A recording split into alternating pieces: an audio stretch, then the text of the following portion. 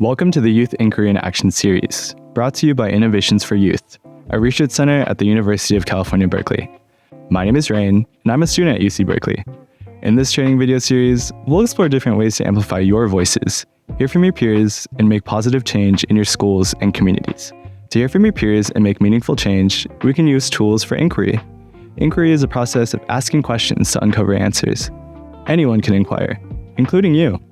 In this video series, we'll dive into what it means to use these tools for inquiry.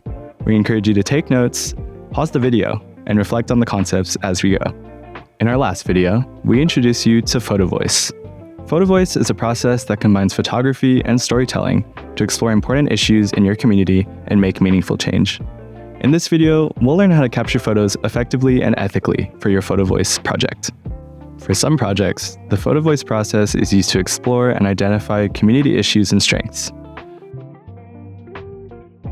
Other Photovoice projects start with an identified topic of focus. If your project has a chosen topic, it's helpful to brainstorm ideas of what you can photograph to share about your experience before you head out to take photos.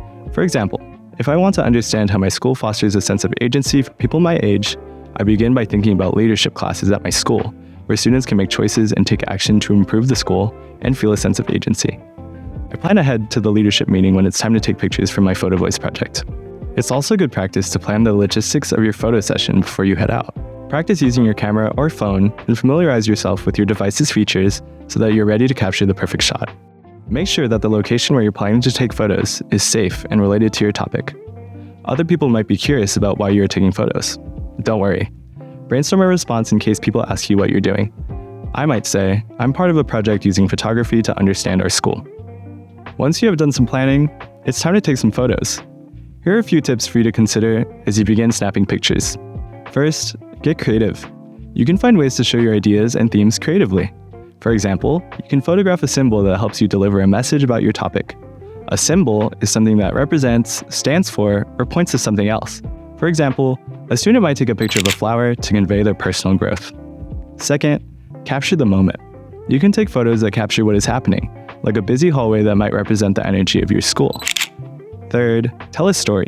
You can arrange the scenes in your photos to express an idea or story. Fourth, keep it real. Does your photo truly and genuinely represent your community? Ask yourself, is this image accurate and does it reflect the context fairly? For example, if you take a photo of a list of rules, but the list of rules was written by adults and students really didn't have a say, that's probably not a good photo to show your sense that students have lots of agency there. When taking pictures, we can also incorporate techniques that are used by professional photographers to get the best shot.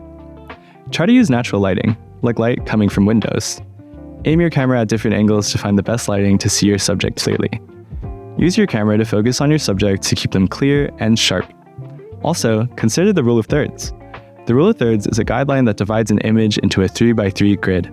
Try to place your main subject well spaced along the lines or at the intersections of the grid. For more Photovoice photography tips, visit UC Berkeley's Youth Participatory Action Research Hub online for free Photovoice lesson plans. You also need consent or a person's permission to be photographed and shown in the photo when taking pictures of people, private property, or minors. Minors are youth under 18 years old. People may not want to be in your photo and may not give you consent. That's okay. Always respect their decision.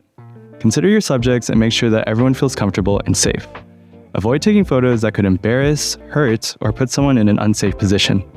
If you want to make the consent process more official, you can ask people to sign a photo consent form. This is like a permission slip that people in your photo can sign to be included. You can also edit photos to blur faces or put emojis over faces to make people unrecognizable. Learning a new strategy like Photovoice can be intimidating, but remember that you don't have to be a professional photographer. Just focus on what matters to you.